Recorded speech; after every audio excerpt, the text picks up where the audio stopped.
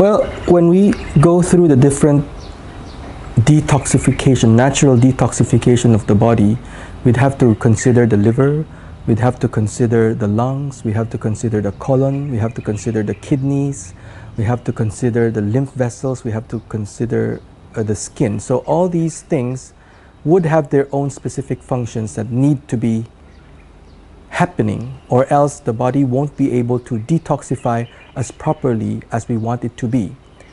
So first, let's talk about how to detoxify the liver on our own. How can we help the liver detoxify properly? Usually, like I mentioned earlier, that the liver has the tendency to absorb or to contain everything and anything that goes into the body. So what it does, it makes sure that all these substances are not immediately lethal to the body. So it would try to neutralize whatever it is that goes into the body. So when that happens, we have to make sure that anything that we introduce into the body first would need to be as least contaminated as possible.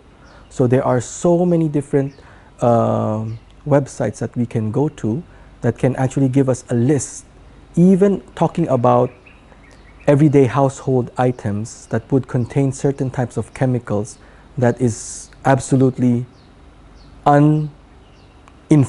misinformed to the public. But these are the things that we have to keep an eye on. These are the things that needs to be understood.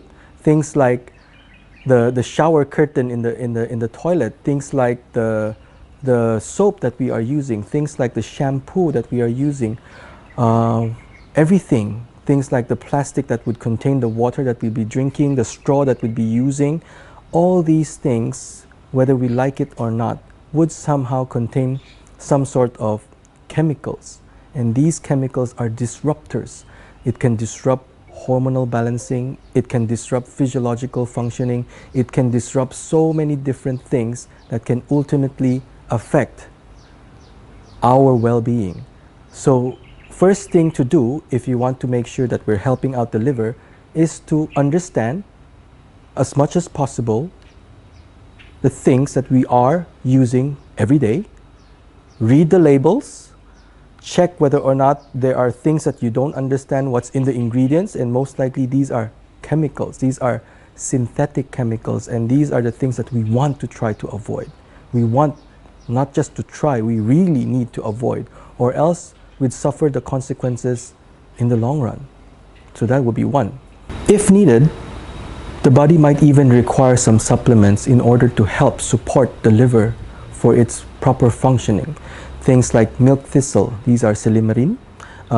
These are talking about glutathione, vitamin B complexes, vitamin C, alpha lipoic acid, folic acid. All these things might be necessary for us to make sure that we are allowing the liver to receive all these basic substances for it to be able to function as we expect it to. So when you talk about liver detoxification, there are actually two phases that the liver goes through, and these two phases would require certain types of chemicals, natural chemicals, as much as possible for it to be able to do what it's supposed to do. It's supposed to repackage any toxic substances into excretable forms like water, soluble substances, so that it would be pushed out from your kidneys. It can be transferred to your colon for proper elimination as well. So what are these again? These are vitamin C, vitamin B complexes, alpha lipoic acid, folic acid, amino acids. We also have certain supplements like milk thistle,